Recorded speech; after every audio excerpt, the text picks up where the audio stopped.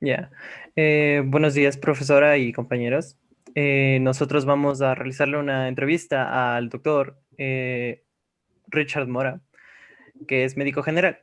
Las preguntas serán realizadas a continuación.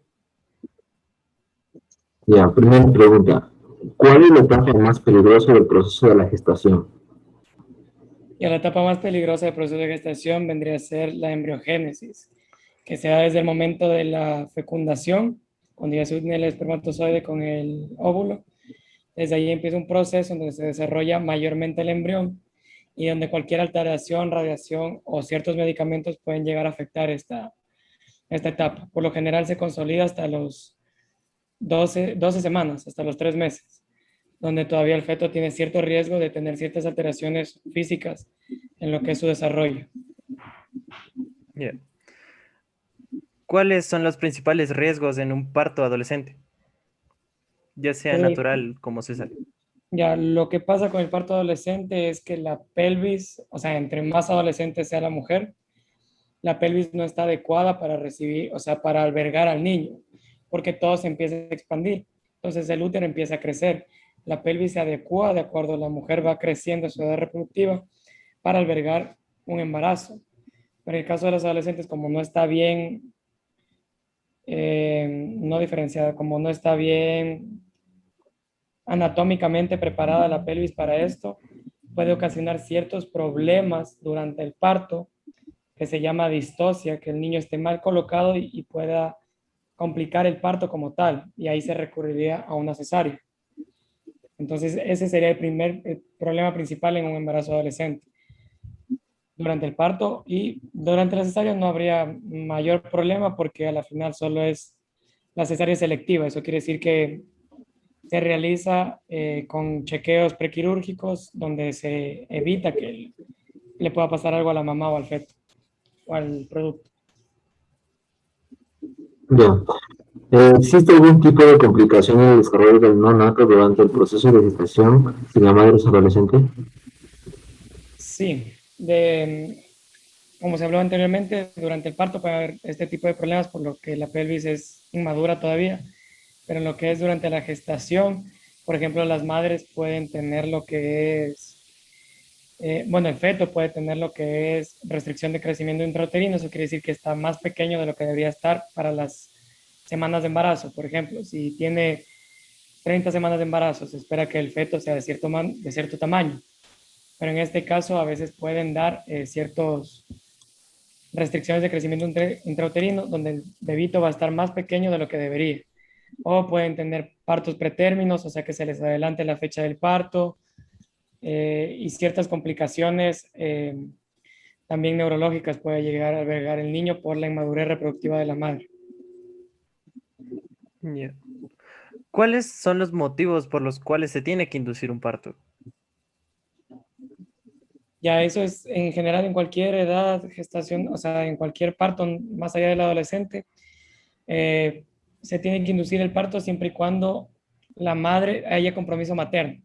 Si la madre se está descompensando de alguna manera o si tiene alguna otra enfermedad que le vaya a complicar el parto, por ejemplo, hay mamitas que les da apendicitis durante el embarazo o problemas de la vesícula y hay que operarlas, en ciertos momentos ya se decide inducir el parto de una vez. También cuando haya problemas de hipertensión durante el embarazo o diabetes gestacional, pero sobre todo la hipertensión en el embarazo, que es la preeclampsia. Eso puede llegar a ocasionar problemas a la madre.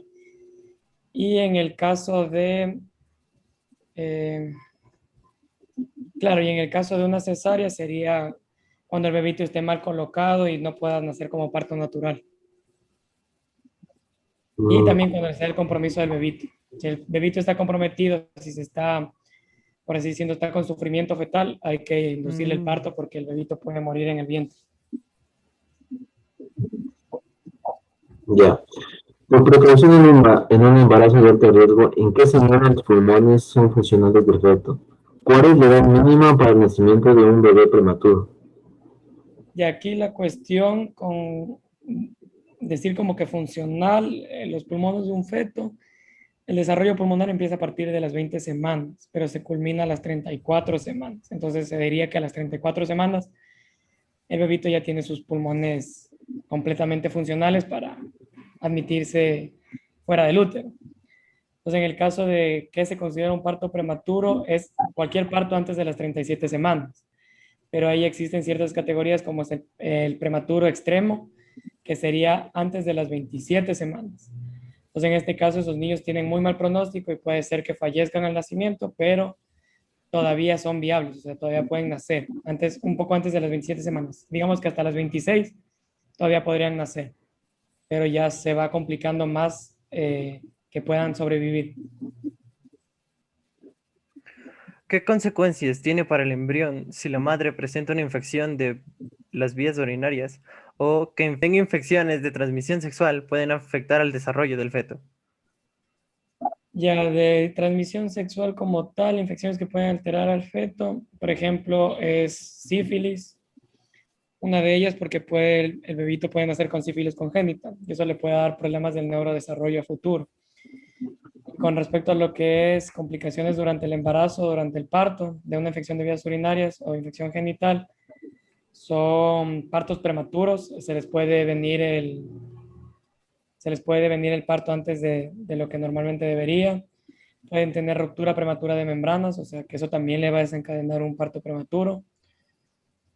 Pueden llegar a complicarla a la mamá, por ejemplo, infecciones de vías urinarias, como a veces son asintomáticas, pueden llegar a complicar a la mamá y darle ciertas infecciones ya a nivel renal, en el riñón. Y eso, entonces cualquier infección que sea dada, que pueda atravesar la placenta, puede llegar a comprometer el desarrollo del bebé. Ya, ¿cuáles son los principales riesgos para la madre y para el feto si el último nace con forma prematura? ¿Cuál es el procedimiento en estos casos?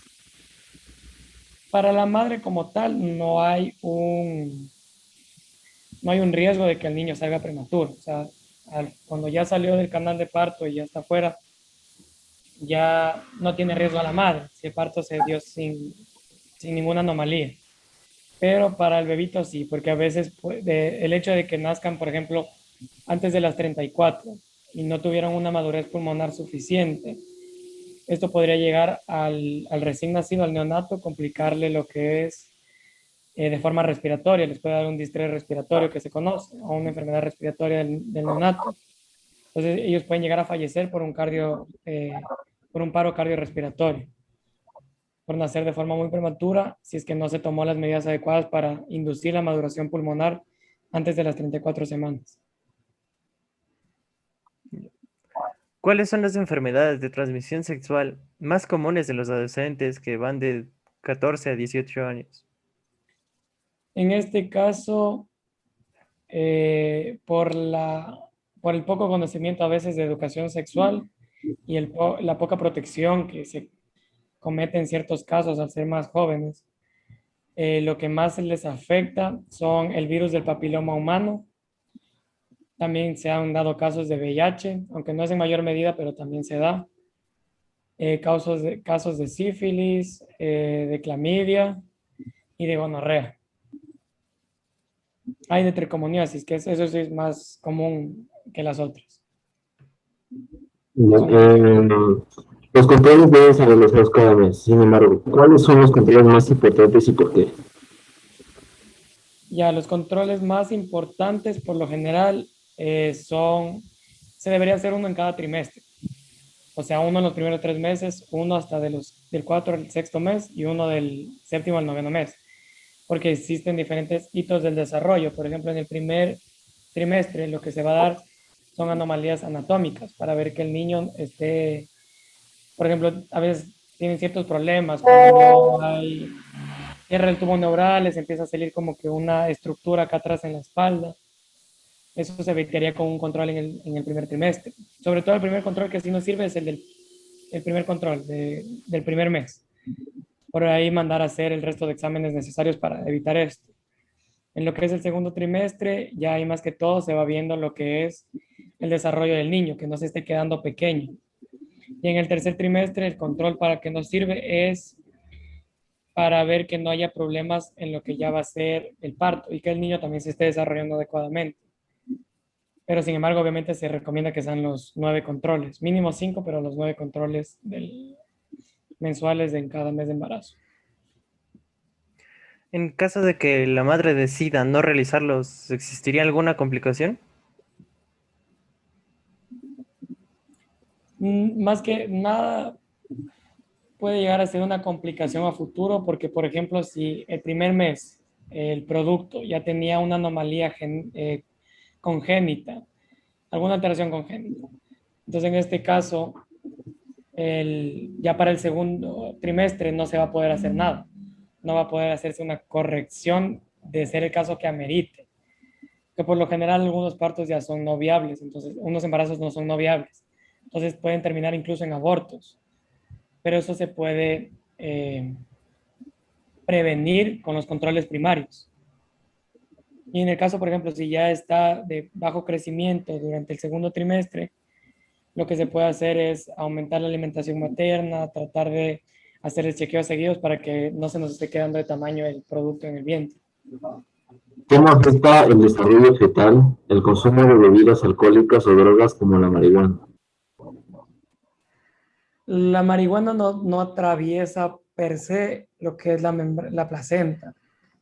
Ya no se recomienda tampoco, porque pueden haber alteraciones del neurodesarrollo a nivel neurológico. Entonces, en este caso, ni alcohol ni ninguna droga no es que no se recomiende, se debe evitar, porque el alcohol puede producir ciertas malformaciones congénitas. Igual, cualquier tipo de droga puede causar cualquier problema congénito. Entonces, eso en el momento en que, como les explicaba al principio, que ya se hace la embriogénesis, que ahí empieza a existir una alteración, ya sea por alcohol o drogas, puede llegar a hacer que el feto o no sea viable o tenga alguna condición, alguna malformación congénita a futuro, por la cual luego puede tener problemas en su desarrollo normal. ¿Qué es y cómo funciona la denominada hormona del embarazo? Ya la hormona, la tropina corénica humana que se conoce, es una glucoproteína. Ya eso es. Entonces, es una glucoproteína que por lo general tiene dos cadenas, tiene una alfa y una beta. Y la beta es la que se mide en el embarazo. Por eso se llama, que esa es la que se mide en el embarazo, es la beta HCG, es la que se mide en el embarazo, porque se mide esta unidad en específico. Esta sirve para lo que es mantener el desarrollo, sirve para mantener el desarrollo del embarazo, sobre todo al principio, porque tiene un efecto luteinizante. Eso quiere decir que va a ayudar a la secreción de progesterona y mantener el cuerpo lúteo, que es importante para el correcto mantenimiento en los primeros meses del embarazo, del cigoto, del feto. El formaldehído se encuentra en varios productos de limpieza y desinfectantes. Sin embargo, se sabe que este compuesto puede resultar peligroso para las mujeres embarazadas. ¿Qué problemas podría presentar el feto en desarrollo?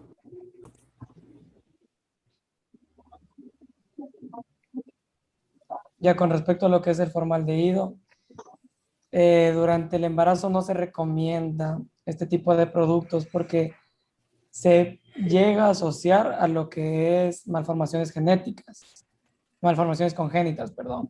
Y también se ha visto asociado con lo que son partos prematuros o abortos espontáneos. Entonces, en este caso, incluso se ha visto que incluso 2 partículas por 1.000.000 de esto, lo que nos da a veces es que pueda ocasionar estas malformaciones que les comenté o durante la lactancia materna también puede pasar a través de la leche materna.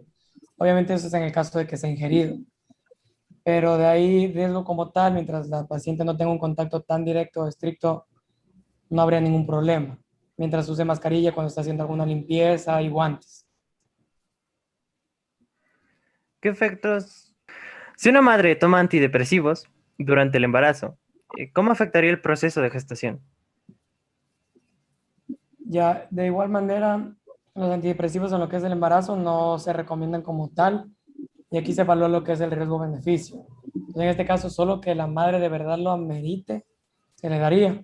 ¿Por qué? Porque también se ha visto asociado con lo que es parto pretérmino o incluso malformaciones congénitas en los periodos críticos del embarazo. Entonces, se trata de evitar, pero si la madre de por sí necesita o si ya tenía un cuadro de depresión antes de embarazarse y necesita la medicación, se tendría que hacer una valoración psiquiátrica para ver la recomendación del psiquiatra. ¿Qué efectos tendría la radiación ionizante a la que la puedes poner en un hospital o al hacerse una prueba de diagnóstico sobre el desarrollo del feto? Ya, aquí es importante también las semanas gestacionales. Entonces, durante el primer trimestre, sobre todo durante el periodo de embriogénesis, la radiación es perjudicial. Puede llegar a afectar al desarrollo del niño y traerlo con malformaciones. Ya en lo que es después de esto, sobre todo ya en el último trimestre, por lo general ya no les hace daño, porque el producto como tal ya está formado. Entonces, no hay una alteración que les pueda dar. Y con respecto a lo que son pruebas diagnósticas, por lo general lo que es en el embarazo se recomiendan los ecos, más no radiografías. Radiografías solo es en el caso de que la mamá lo amerite. Si la mamá tuvo algún accidente, se fracturó alguna costilla y hay que hacerle una radiografía de tórax. O por algún caso que haya que hacerle una radiografía de abdomen. Pero siempre y cuando ya tenga ciertas semanas de gestación cumplidas, ya merite el hecho del examen. ¿Por qué se recomienda el consumo de ácido fólico en el embarazo? Ya el ácido fólico es importante porque ayuda a prevenir lo que es malformaciones del tubo neural. El tubo neural es, para hacer corta la situación, es como que donde se desarrolla la columna vertebral, la médula espinal, la médula. Entonces, en este caso, cuando se ha visto que antes que no se suplementaba el ácido fólico normalmente en las embarazadas, porque ahora por parte del ministerio se da antes de los 3 meses y durante todo el embarazo para prevenir esto, nacían niños con lo que es espina bífida, raquisquisis o alguna defecto del cierre del tubo neural. Entonces eso hace que a nivel de la columna, al final, como no se cierra y se termina de formar la columna como tal y la médula espinal, se hacen unas como bolas, o se hacen unas protrusiones que se logran ver en el nacimiento. De igual manera, arriba, hace que al no cerrarse acá arriba y se vaya a formar lo que es el cerebro, pueden nacer niños con anencefalia o meroanencefalia, que son problemas del cerebro. La anencefalia es que nazca sin cerebro y la meroanencefalia es que nazca con eh, cierta parte del cerebro, o sea, el cerebro incompleto, por así decirlo. Y bueno, esta fue la entrevista con la que tuvimos a nuestro invitado, Richard Mora, médico. Nos despedimos.